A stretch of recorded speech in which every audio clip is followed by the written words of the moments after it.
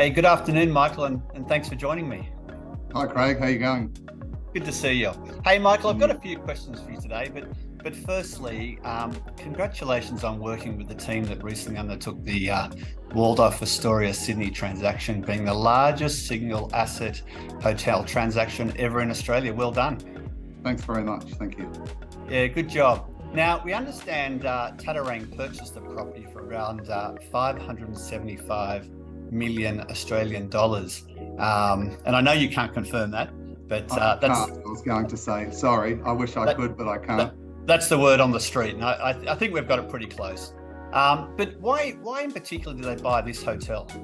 For domestic and international investors, there are a couple of kind of key desires or aspirations that they want. And so many of them want Sydney, they want freehold, they want five-star luxury, and they want a pinnacle brand. And Waldorf Astoria is definitely a pinnacle brand.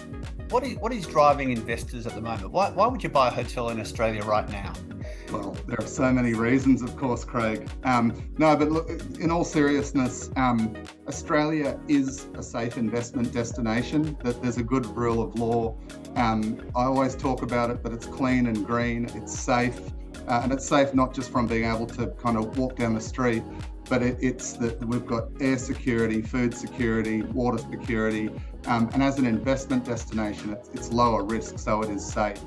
And it's very transparent, sometimes too much so, but with the information that comes out, but it's a very good destination from that perspective. Mm-hmm. The other part that I think can't be ignored for Australia is globally we're in a bit of an uncertain time. Interest rates rising, cost of living rising quite a lot.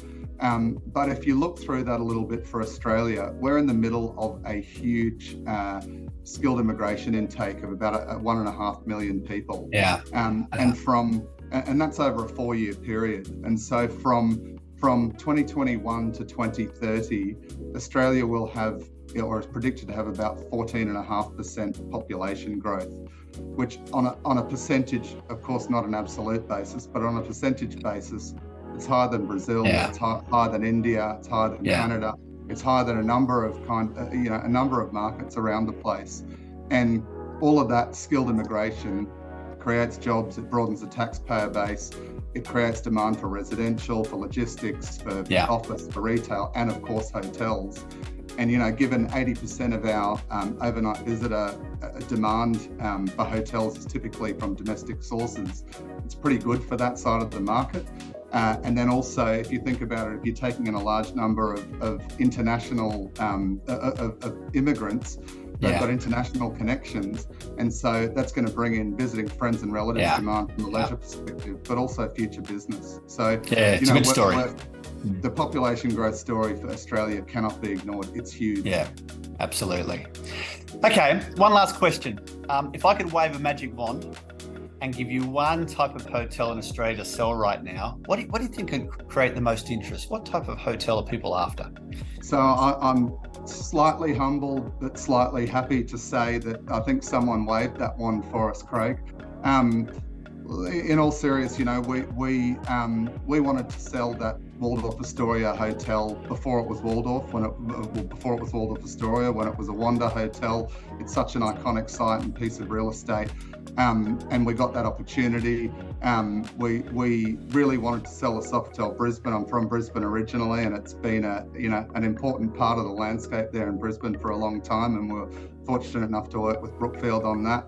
The first time I visited the Sofitel Adelaide, I fell in love with it, and I told the owner that shamelessly, and we got to sell that. And then recently, we've just commenced campaigns on the QT in Newcastle, which, if you haven't had the chance to go there, you absolutely should go there. It's in my view, one of the best boutique hotels in the region. And then, of course, the Ritz-Carlton hotels in Melbourne and Perth. So we're lucky and blessed. Someone's waved the wand for us, and I hope they keep waving it. Good on you, Michael. Thank you so much for your time. Lovely talking to you today. Thanks a lot, Craig.